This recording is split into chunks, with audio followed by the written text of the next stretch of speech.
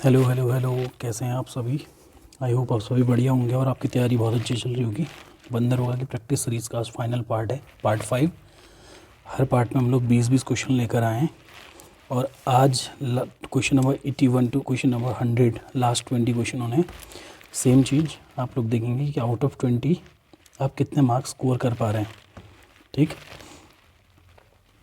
तो out of 20 आप कितने मार्क्स आ रहे हैं आप कमेंट सेक्शन में बता सकते हैं और आप सेल्फ एनालाइज करेंगे और उम्मीद करता हूँ आप नोट्स और पेन लेकर साथ में बैठे होंगे। ठीक, तो देखिएगा आज का जो कल का जो होमवर्क था वो था कमानीदार घड़ी में संचित ऊर्जा। ठीक, मैं थोड़ा सा उसका कलर चेंज करता हूँ ये। ठीक, कमानीदार घड़ी में संचित ऊर्जा, ठीक, स्थितिज ऊर्जा है, गतिज ऊर्जा है, परमाणु ऊर्जा है और या रासायनिक ऊर्जा है। Energy stored in the spring clock, potential energy, kinetic energy, nuclear energy and chemical energy बोल रहे हैं। ठीक हो गया। तो जो कमानीदार घड़ी में संचित ऊर्जा होती है, ठीक हो, ये पेंडुलम फॉर्मेशन होता है। ये अधिकतम दूरी को तय करेगा, फिर ये वापस अपनी मेन पोजीशन पे आ जाएगा, फिर यहाँ से ये यहाँ पहुँच जाएगा, फिर ये अपनी मेन पोजीशन में आ जाएगा। ठीक हो गया। तो कमानीदार घड़ी में जो संचित ऊर्जा होती है वो स्थितिज ऊर्जा होती है। ठीक, पोटेंशियल एनर्जी होती है। ठीक, किसी वस्तु की स्थिति या आकृति में जो बदलाव के कारण ऊर्जा पैदा होती है उसे स्थितिज ऊर्जा कहते हैं। ठीक हो गया। और जो कमानीदार घड़ी में होती है, देखिए पोटेंशियल जो एनर्जी होती है, पोटेंशियल एनर्जी बेसिकली दो टाइप की होती है। ठीक हो गया। Energy stored due to the position of any object is known as potential energy. पोटेंशियल एनर्जी का जो फॉर्मूला होता है वो होता है क्या, mgh। पोटेंशियल एनर्जी दो टाइप की होती है, एक होती है क्या इलास्टिक पोटेंशियल एनर्जी और दूसरी होती है क्या ग्रेविटेशनल पोटेंशियल एनर्जी। एक को हम लोग कहते हैं क्या प्रत्यास्थ स्थितिज ऊर्जा और दूसरे को कहते हैं गुरुत्वीय स्थितिज ऊर्जा। तो जो कमानीदार घड़ी में संचित ऊर्जा है इससे भी बेसिक आपसे पूछेगा। स्थितिज ऊर्जा तो है ही है, पर ये कौन सी स्थितिज ऊर्जा है, प्रत्यास्थ स्थितिज ऊर्जा है। ठीक हो गया। तो क्वेश्चन नंबर 81 का राइट आंसर है पोटेंशियल एनर्जी। आज ऑलमोस्ट किसी का इस क्वेश्चन में कल किसी का रिप्लाई नहीं आया था, कोई इसमें कोई आंसर किसी ने नहीं किया था। उम्मीद करता हूँ कि आपको ये क्वेश्चन का आंसर आया होगा। तो आज की सीरीज स्टार्ट करते हैं क्वेश्चन नंबर 82 से। तो आज का पहला क्वेश्चन है क्वेश्चन नंबर 82। तो क्वेश्चन देखिएगा, पृथ्वी से 2 मीटर की ऊंचाई पर एक पिंड की स्थितिज ऊर्जा कितनी है, 98 जूल है। अगर पृथ्वी की सतह की मानक सतह माना जाए, पृथ्वी की सतह को मानक सतह माना जाए तो पिंड का द्रव्यमान कितना होगा। The potential energy of a body at a height of 2 metre above the earth is 98 joule. If the standard surface of the earth surface is considered, what is the mass of the body. तो mass find out करने की बात कर रहा है। इसके option है 49 kg, 10 kg, 5 kg और 1 kg। तो आप इसको सॉल्व करके आंसर निकाल सकते हैं और अपना राइट आंसर आप नोट कीजिएगा। ठीक, तो मैं आपको इसका राइट आंसर बताता हूँ। पृथ्वी से 2 मीटर ऊंचाई पर potential energy of the body at a height of क्या 2 metre, h is equal to दिया है हम लोग को कितना मीटर, 2 मीटर। ठीक, पिंड की स्थितिज ऊर्जा पोटेंशियल एनर्जी इज 98 जूल। ठीक हो गया। दूसरा जो ग्रेविटेशनल एक्सेलरेशन होता है 9.8 मीटर पर क्या होता है, सेकेंड का स्क्वायर होता है। ठीक है। तो पिंड का द्रव्यमान कितना होगा, what is the mass of the body पूछ रहा है। तो मास आपने फाइंड आउट करना है। पहले वाले क्वेश्चन में, इससे पहले कमानीदार तुला वाले क्वेश्चन में मैंने आपको बताया था कि जो पोटेंशियल एनर्जी का फॉर्मूला होता है वो होता है कितना, mgh। तो यहाँ से मास निकालेंगे m, तो क्या हो जाएगा, देखिए ये सब का सब, चलो इधर से करता हूँ मैं। ठीक है। तो ये mgh, m is equal to ये gh इसके अपॉन में चले जाएगा, तो p अपॉन क्या रहेगा gh। तो मैं यहाँ से m इज इक्वल टू बात करूँ, पोटेंशियल एनर्जी कितनी है 98 अपॉन ग्रेविटेशनल एक्सेलरेशन 9.8 होता है इंटू h कितना है 2 मीटर। ठीक, तो ये 9.8 से 98 कटेगा 10 टाइम, 2 से 10 कटेगा 5 टाइम। ठीक हो गया। तो m इज इक्वल टू कितना हो गया 5 kg। ठीक है, मास कितना हो गया 5 kg। तो 5 kg इसका राइट आंसर क्या हो जाएगा, ऑप्शन नंबर सी। तो 5 kg इसका राइट आंसर होगा। नेक्स्ट क्वेश्चन देखिएगा, क्वेश्चन नंबर 83 है। क्वेश्चन नंबर 83 है प्रतिध्वनि का कारण है। जो प्रतिध्वनि का कारण है, प्रतिध्वनि का जो कारण होता है, प्रतिध्वनि को कहते हैं हम लोग क्या, जैसे माना यहाँ पे कोई आदमी है, ये अपनी बोल रहा है और किसी पहाड़ से टकरा के इसकी ध्वनि क्या हो जाती है, वापस इसी को सुनाई देती है। ठीक हो गया, तो इसको प्रतिध्वनि या इको कहते हैं। तो उसने लिखा है cause of echo, refraction of sound, reflection of sound, collision of sound और नन ऑफ दिस।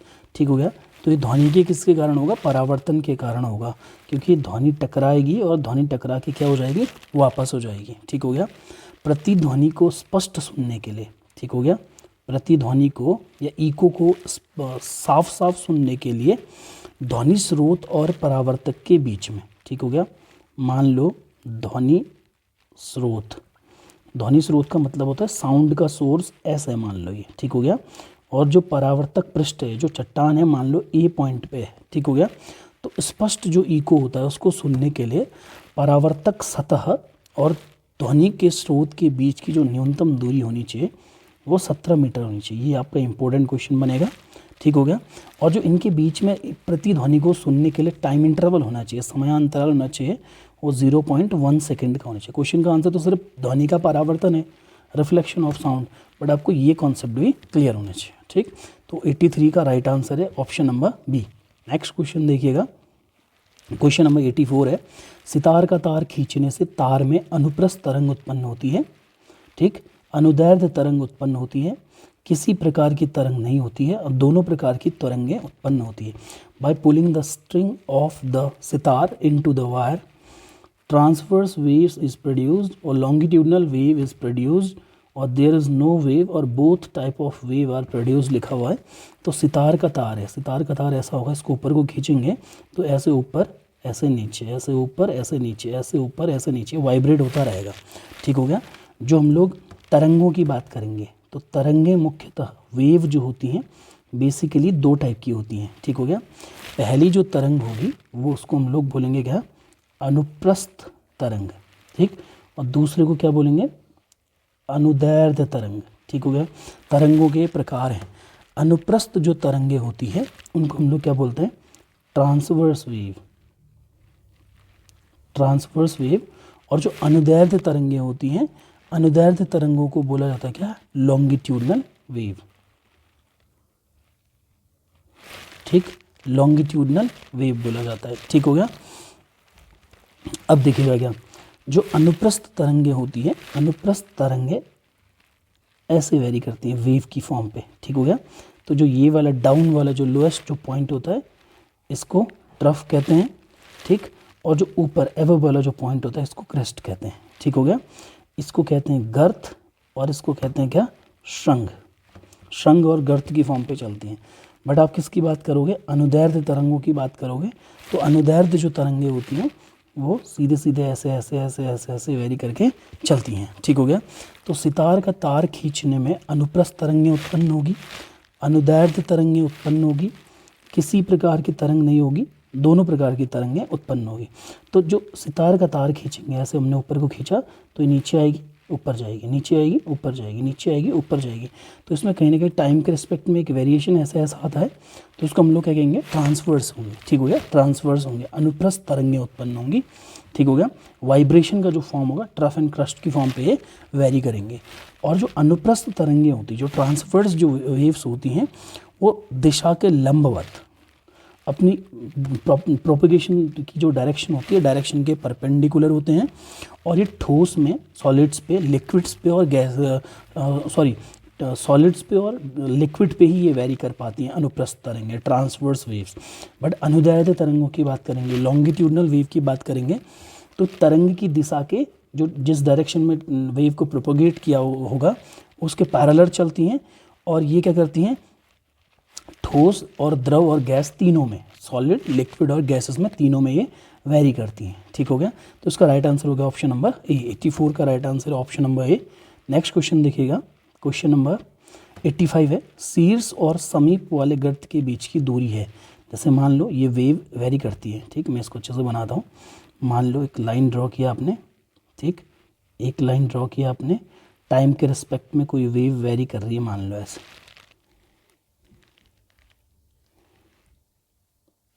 ठीक, ये वैरी की है। तो मैंने बताया था कि ये जो चीज़ होती है इसको क्या बोलते हैं, ट्रफ बोलते हैं, और इसको क्या बोलते हैं, क्रेस्ट बोलते हैं। ठीक हो गया, इसको बोलते हैं गर्त और इसको बोलते हैं क्या, श्रृंग। ठीक हो गया। अब देखिएगा, किसी ट्रफ और किसी श्रृंग के बीच की दूरी, ये यहाँ से मान लो ये श्रृंग की दूरी है, ये ट्रफ के बीच की, इस दूरी को क्या कहते हैं। ठीक हो गया। देखिए मैं आपको पहली चीज़ बताता हूँ, पहला क्रिस्ट और दूसरे क्रिस्ट के बीच की जो डिस्टेंस होती है, या पहले ट्रफ और दूसरे ट्रफ, मतलब किसी भी पहले दूसरे नहीं, ट्रफ क्रिस्ट और क्रिस्ट के बीच की जो डिस्टेंस होती है वेव लेंथ होती है, या फिर ट्रफ और ट्रफ के बीच की डिस्टेंस होती है, इसको भी वेव की लेंथ वेव लेंथ बोलते हैं। पर इसने पूछा है क्या, एक ट्रफ और एक क्रिस्ट के बीच की डिस्टेंस, तो आई थिंक आपको λ/2 दिख रहा होगा, वेवलेंथ का हाफ दिख रहा होगा। तो बिना पढ़े हम लोग को आंसर आता है तरंग दैर्ध्य की आधी होती है, बिल्कुल सही है। तरंग दैर्ध्य के बराबर बिल्कुल नहीं, तरंग दैर्ध्य की दुगुनी ये भी नहीं, तरंग दैर्ध्य की चौगुनी ये भी नहीं। क्वेश्चन देखेंगे, distance between top and adjacent trough, ठीक हो गया, is half of the wavelength, बिल्कुल राइट आंसर है। Is equal to the wavelength, is twice the wavelength, is 4 times the wavelength. तो इसका right answer option number A. तो 85 का right answer है dear option number A. Next question देखिएगा, प्रकाश की किरण गमन करती है। ठीक हो गया। अ ray of light travels through, पहला इसने दिया सीधी रेखा में, टेढ़ी रेखा में, किसी भी दिशा में, और इनमें से कोई नहीं, in a straight line, in a curved line, in any direction, none of these. ठीक हो गया। जो लाइट होती है वो स्ट्रेट लाइन पे वेरी करती है। ठीक हो गया। तो सीधी रेखा में प्रकाश किरण गति करती है इन अ स्ट्रेट लाइन। तो 86 का राइट आंसर हो गया क्या, ऑप्शन नंबर ए। और लाइट को ट्रैवल करने के लिए किसी भी मीडियम की रिक्वायरमेंट नहीं होती है। ठीक हो गया। और स्ट्रेट लाइन में वेरी करती है, और लाइट का एक प्रॉपर्टी भी है। तो इसका 86 का राइट आंसर होगा option number A. Next question देखिएगा, क्वेश्चन नंबर 87 है। ठीक, प्रकाश का वेग न्यूनतम होता है, प्रकाश का वेग न्यूनतम होता है।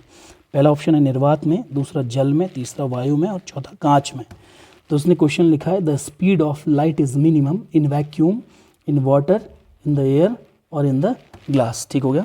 अब देखिएगा, लाइट की जो वेलोसिटी होती है वो मीडियम पे डिपेंड करती है। ठीक हो गया।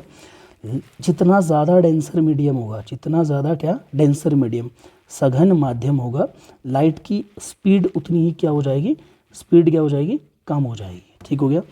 और लाइट जितना रेयरर मीडियम पे वेरी करेगा, जितना विरल माध्यम में ट्रैवल करेगा, इसकी स्पीड उतनी ही क्या हो जाएगी, ज़्यादा हो जाएगी, अधिक हो जाएगी। ठीक हो गया। तो प्रकाश का वेग न्यूनतम होता है, the speed of light is minimum, कहाँ पे होगा देखिएगा, निर्वात मतलब जहाँ पे वायु भी नहीं प्रेजेंट होगी। ठीक हो गया। जल मतलब निर्वात से थोड़ा डेंस हो गया, वायु मतलब वायु भी कहीं ना कहीं रेयरर फॉर्मेशन है। अब कभी भी किसी भी मीडियम को रेयरर या डेंसर जब आप कहेंगे, तो आपको एक मीडियम के रिस्पेक्ट में दूसरे मीडियम को आप रेयरर या डेंसर कह सकते हैं। नॉर्मल सिंगल मीडियम होगा तो उसको आप क्लासीफाई नहीं कर पाएंगे रेयरर और डेंसर मीडियम में। ठीक, तो नेक्स्ट देखेंगे वायु में, अगला लिखा है कांच में। देखिए ये दोनों ऑप्शन होते किसके लिए, ज़्यादा स्पीड के लिए, फिर थोड़ा सा मे भी कॉम्प्लिकेटेड होता। ठीक, दोनों में सेम रहता है। ठीक, जल थोड़ा सा ज़्यादा डेंसर है, और जल से भी ज़्यादा डेंस कौन है, कांच है, ये ज़्यादा सघन है। ठीक है। तो इन द ग्लास, इसका राइट आंसर क्या हो जाएगा, कांच में। तो इसका राइट आंसर, क्वेश्चन नंबर 87 का right answer option number D है। नेक्स्ट क्वेश्चन देखिएगा, क्वेश्चन नंबर 88 है, मोटर गाड़ी के चालक के सामने लगा रहता है। ठीक हो गया। The motor is placed in the front of the driver of the vehicle. The motor is placed in the front of the driver of the vehicle. Motor गाड़ी के चालक के सामने लगा रहता है, क्या लगा रहता है। ठीक हो गया। हाँ देखना, ये मोटर व्हीकल होना चाहिए। ठीक हो गया। मोटर गाड़ी के चालक के सामने लगा रहता है, क्या लगा रहता है, समतल दर्पण या उत्तल दर्पण, अवतल दर्पण या उत्तल लेंस। लेंस तो बिल्कुल नहीं लगेगा। ठीक हो गया। जो एक मोटर व्हीकल होती है, मोटर व्हीकल का जो ड्राइवर है, ड्राइवर के सामने कौन सा मतलब क्या लगा रहता है, तो कॉन्वेक्स लेंस तो बिल्कुल भी नहीं लगा रहता, क्योंकि ट्रांसपेरेंट होता है। ठीक हो गया। अब इन तीनों में से एक चीज़ लगेगा। ठीक हो गया। मिरर ही लगे रहते हैं, साइड मिरर। और हम लोगों ने मिरर की प्रॉपर्टीज़ पढ़ी हुई हैं कि जो साइड मिरर होता है वो कौन सा मिरर लगा रहता है, जो साइड मिरर होता है वो मिरर कौन सा होता है, कॉन्वेक्स मिरर होता है, उत्तल दर्पण होता है। ठीक हो गया। प्लेन मिरर भी नहीं होगा, अवतल दर्पण भी नहीं होगा। अब कॉन्वेक्स मिरर ही क्यों लगा, उत्तल दर्पण ही क्यों लगा, क्योंकि जो उत्तल दर्पण होता है वो व्यापक दृश्य क्षेत्र प्रदान करता है, ठीक हो गया, व्यापक दृश्य क्षेत्र प्रदान करता है, मतलब एक ब्रॉड एरिया दिखाता है, ठीक हो गया, जिससे चालक को वाहन के पीछे का बड़ा सा क्षेत्र देखने की अनुमति देता है। मतलब क्या है कि कॉन्वेक्स जो मिरर होता है बड़े स्पेस को छोटे फॉर्म पे दिखा देता है मिरर पे, तो साइड मिरर जो होता है वो कौन सा होता है, कॉन्वेक्स मिरर होता है। सो राइट 88 क्वेश्चन का राइट आंसर ऑप्शन नंबर क्या है, बी है। नेक्स्ट क्वेश्चन देखिएगा, क्वेश्चन नंबर 89 है, मानव नेत्र के किस भाग पर किसी वस्तु का प्रतिबिंब बनता है, मतलब कि जो ह्यूमन आई है उसके कौन से पार्ट पे एक इमेज फॉर्मेशन बनता है, कहता है on which part of the human I do the image of an object form, cornea, iris, प्यूपिल और रेटिना।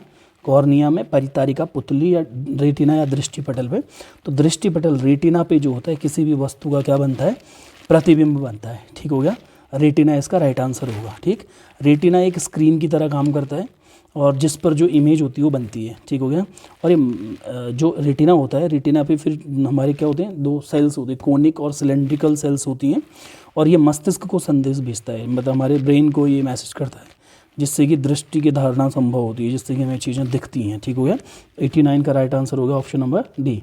नेक्स्ट क्वेश्चन देखिएगा, क्वेश्चन नंबर 90, तारों के टिमटिमाने की व्याख्या किस सिद्धांत पर आधारित है, on which principal is the, on which principal is the explanation of the twinkling of stars based, ठीक हो गया। तो पहला इसने ऑप्शन लिखा है principal of refraction, principle of scattering, principle of dispersion और नन ऑफ दिस, ठीक हो गया। अपवर्तन के सिद्धांत पर, प्रकीर्णन के सिद्धांत पर, वर्ण विक्षेपण के सिद्धांत पर, इनमें से कोई नहीं। तो देखिए अपवर्तन के सिद्धांत पर होता है, इससे भी ज़्यादा बेटर आप आंसर देंगे तो आप कहेंगे कि क्या भैया, वायुमंडलीय अपवर्तन के कारण, क्या वायुमंडलीय अपवर्तन के कारण जो होते हैं हमें तारे टिमटिमाते हुए दिखाई देते हैं, ठीक हो गया। So right answer is principle of refraction. So 90 question का option number A right answer है। नेक्स्ट क्वेश्चन देखिएगा, उम्मीद करता हूँ ये सीरीज़ आपको पसंद आ रही होगी। वैसे भी 100 क्वेश्चंस की सीरीज़ आज हम लोगों ने कंप्लीट कर ली है। कल से हम लोग नया प्रैक्टिस पेपर लेकर आएंगे, उसमें प्रैक्टिस करेंगे और आपके कमेंट आएंगे। तो डेली हम लोग बोल रहे हैं कि एक लेक्चर में 40 क्वेश्चन जल्दी जल्दी एक्सप्लेन करने की कोशिश करेंगे। अब क्योंकि 20 क्वेश्चन में जब आपको कराता हूँ तो जिस इनको एक्सप्लेन, इनके सारे ऑप्शन एक्सप्लेन करने से क्या हो जाता है कि हमारा टाइम टेकिंग प्रोसेस हो जाता है, ये एक लंबी वीडियो बन जाती है। लंबी वीडियो में भी आप बोर हो जाते होंगे, तो 20 क्वेश्चन की सीरीज़ में लेकर आ रहा हूँ। मे भी इसको 30 कर लेंगे, ठीक हो गया। अदरवाइज 20 की सीरीज़ 5 पार्ट में इसको डिवाइड करेंगे, सुबह शाम कर सकते हैं इस वीडियो को अपलोड, ठीक है। तो देखिएगा क्वेश्चन नंबर 91 है, नेत्र लेंस की फोकस दूरी अधिक हो जाने से कौन सा दृष्टि दोष होता है, ठीक हो गया। Which defect of vision is caused by increasing the focus distance of the eye lens. तो नेत्र लेंस की फोकस दूरी अधिक हो जाएगी, माना फोकस दूरी इसकी क्या हो जाएगी, अधिक हो जाएगी, तो क्या हो जाएगा, दूरदृष्टि दोष हो जाएगा। कौन सा दोष हो जाएगा, दूरदृष्टि दोष, ठीक। हाइपरमेट्रोपिया कहते हैं इसको। ऑप्शन दिया myopia, hypermetropia, presbyopia, none of this. तो increasing the focus distance of eye lens, ये होता है हाइपरमेट्रोपिया की वजह से, दूरदृष्टि दोष की वजह से। और देखिए मैंने आपको बताया था कि एक पुरानी वीडियो में आप देखेंगे तो लिखा है मैंने अनिल, अ मतलब है अवतल लेंस, नी मतलब है निकट दृष्टि, दोष के लिए अवतल लेंस, ठीक हो गया। अनिल मतलब निकट दृष्टि दोष के लिए अवतल, निकट दृष्टि दोष के निवारण के लिए अवतल लेंस का प्रयोग किया जाता है। दूसरा मैंने बताया था उदल, उत्तल लेंस दूर दृष्टि दोष के निवारण के लिए यूज किया जाता है, ठीक हो गया। तो ये हाइपरमेट्रोपिया के लिए आप लोग कौन सा लेंस यूज करते हैं, हाइपरमेट्रोपिया के लिए कौन सा लेंस आप यूज करते हैं, देखिए अवतल लेंस, ठीक हो गया। अवतल लेंस आप इसका प्रयोग करते हैं। तो 91 का राइट आंसर हो गया option number B. Next question देखिएगा, क्वेश्चन नंबर 92 है, निम्न में से कौन अर्धचालक नहीं है, which of the following is not a semiconductor. तो पहला सिलिकॉन, जर्मेनियम, पारा और कोई नहीं, सिलिकॉन, जर्मेनियम, मरकरी एंड क्या, नन ऑफ। तो कौन अर्धचालक नहीं है, तो अर्धचालक पारा नहीं है, ठीक हो गया। पारा एक मेटल फॉर्म पे आता है, सिलिकॉन हो गया, जर्मेनियम हो गया, आर्सेनिक हो गया, ये सब किसके अंदर आते हैं, सेमीकंडक्टर डिवाइसेस के अंदर आते हैं, ठीक हो गया। नेक्स्ट देखिएगा, वोल्ट पर एम्पियर प्रदर्शित करता है, एम्पियर को, वोल्ट को, ओम को या वॉट को, ठीक। वोल्ट पर एम्पियर रिप्रेजेंट्स एम्पियर, वोल्टेज, ओम और वॉट लिखा है, ठीक हो गया। OHM ओम होता है, ठीक। तो वोल्ट पर एम्पियर, रेजिस्टेंस हम लोग अकॉर्डिंग टू ओम्स लॉ क्या होता है, V is equal to I R. So R is equal to बात करेंगे तो V अपॉन क्या होगा, I। V मतलब पोटेंशियल का यूनिट होता है वोल्ट, अपॉन I करंट का यूनिट होता है एम्पियर। तो वोल्ट पर एम्पियर जो होता है वो किसको इंडिकेट करता है, रेजिस्टेंस को, किसको, और रेजिस्टेंस का यूनिट क्या होता है, ओम। तो ओम ही वोल्ट पर क्या है, एम्पियर है। तो इसका राइट आंसर जो आएगा ऑप्शन नंबर क्या, सी, ठीक है। तो 93 का option number C right answer है। नेक्स्ट क्वेश्चन देखिएगा, क्वेश्चन नंबर 94 है, विद्युत प्रतिरोध का मात्रक क्या होता है। अभी ऊपर बताया था ओम होता है, क्या होता है, ओम होता है, ठीक। The unit of electrical resistance is ohm, OHM, ohm. Next question देखिएगा, क्वेश्चन नंबर है 95, विद्युत धारा के किस सिद्धांत पर कार्य करता है, ठीक हो गया। तो विद्युत फ्यूज जो होता है किस सिद्धांत पर कार्य करता है, कह रहे हैं on which principle of electric current does the electric fuse work, thermal, magnetic, chemical, none of this, ऊष्मी, चुंबकीय, रासायनिक और इनमें से कोई नहीं। तो ऊष्मी सिद्धांत पर ये कार्य करता है, ठीक हो गया। ऊष्मी सिद्धांत पे इसलिए कार्य करता है, अत्यधिक धारा प्रवाहित होगी सर्किट के अंदर, maximum amount of current flow करेगा सर्किट के अंदर, तो उससे क्या हो जाएगा, तार को हीट मिलेगी, ठीक है। वायर पे हीट जनरेट होगी, और वायर पे हीट जनरेट होगी तो तार मेल्ट हो जाएगा, ठीक हो गया, जिससे सर्किट क्या हो जाएगा, टूट जाएगा। तो क्वेश्चन नंबर 95 इसका राइट आंसर है ऑप्शन नंबर ए।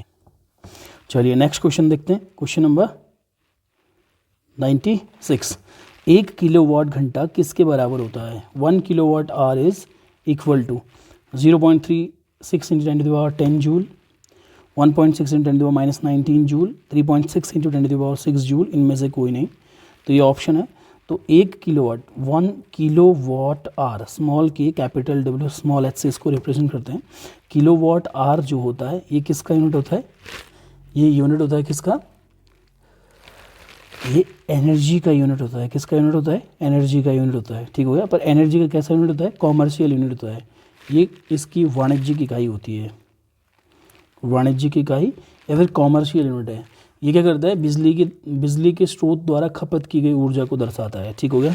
तो 1 किलोवाट आवर जो होता है, किलोवाट आवर जो होता है, इसमें 3.6 इंटू 10 टू द पावर कितने जूल होते हैं, 6 जूल होते हैं। इसका राइट आंसर, ठीक हो गया।